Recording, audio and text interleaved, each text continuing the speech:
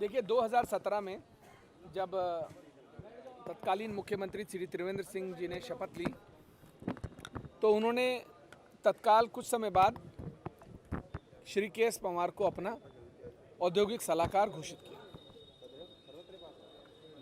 तो के एस पंवार जी की जो पत्नी हैं रामेश्वरी कुंवर पंवार, वो एक कंपनी में निदेशक हैं जिस कंपनी का नाम है सोशल म्यूचुअल बेनिफिट्स।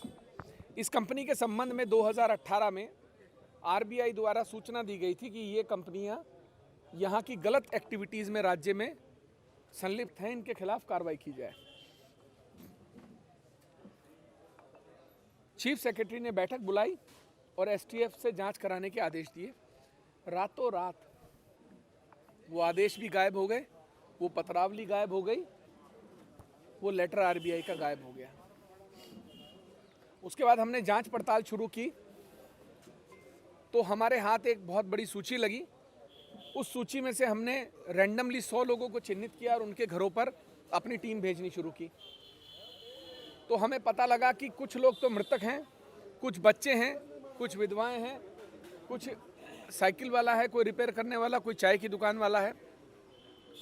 इन लोगों के नाम पर सहारा की तरह, जैसे सहारा स्कैम था, सहारा पार्ट 2 है। ये लोगों को मालूम नहीं है, उनके वोटर आईडी कार्ड और आधार कार्ड जुटाकर उनके नाम पर फिक्स डिपॉजिट्स खोले गए, अपने यहाँ काले धन को जमा कराया गया, उसको बैंक में जमा कराकर सफ़ेद किया गया और 180 करोड़ रुपए की मनी लॉन्ड्रिंग की गई। ये लगभग 200 करोड़ की मनी लॉन्ड्रिंग है, जिसका आरोप मैंने 2020 में इस सरकार पर लगाया। लेकिन उस समय मुख्यमंत्री थे, वो ताकत में थे, तो उन्होंने अपने सलाहकार के खिलाफ कोई कार्रवाई नहीं होने दी।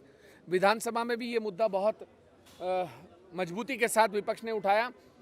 उसके बाद इसके संबंध में मैंने प्रधानमंत्री जी को और अन्य एजेंसीज को जांच के लिए लिखा। इसके संबंध में स्पेशल सेल द्वारा जांच शुरू कर दी गई। मुझे सम्मन भी किया गया, बुलाया भी गया, मेरे द्वारा दस्तावेज भी दिए गए और जांच में सहयोग भी किया गया। लगातार पुलिस को ऐसे सबूत मिले जिनके आधार पर सरकार ने ईओडब्ल्यू को जांच सौंप दी, क्योंकि मैं लगातार पत्र लिख रहा था और मैं जानना चाहता था कि इसका मुझे स्टेटस रिपोर्ट दें।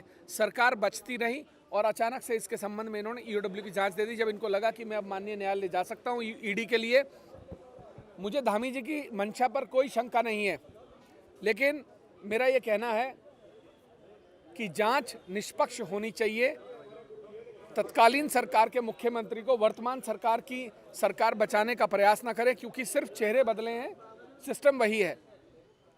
अगर ये इसकी जांच को निष्पक्ष नहीं कराएंगे तो माननीय उच्च न्यायालय की शरण लेंगे और इसके खिलाफ हम जांच में जाएंगे। मुख्यमंत्री प्रभावित कर सकते हैं जांच को? देखिए, अगर ये मामला किसी और ने किया होता तो मुझे लगता है इसमें कहीं ना कहीं जांच को प्रभावित करने का प्रयास किया जा सकता था।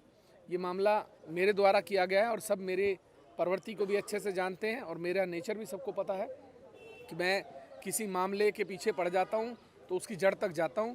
तो मैं इतनी आसानी से इसको प्रभावित तो किसी को भी नहीं करने दूंगा। आप विधानसभा में बिल्कुल उठाएंगे, क्यों नहीं उठाएंगे।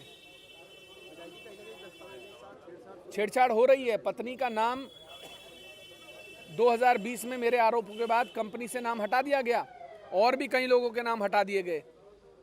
तो मुझे लगता है जो दस्तावेजों के साथ छेड़छाड़ हो रही है, सबूत मिटाने के प्रयास किए जा रहे हैं, इस पर भी नज़र रखनी होगी।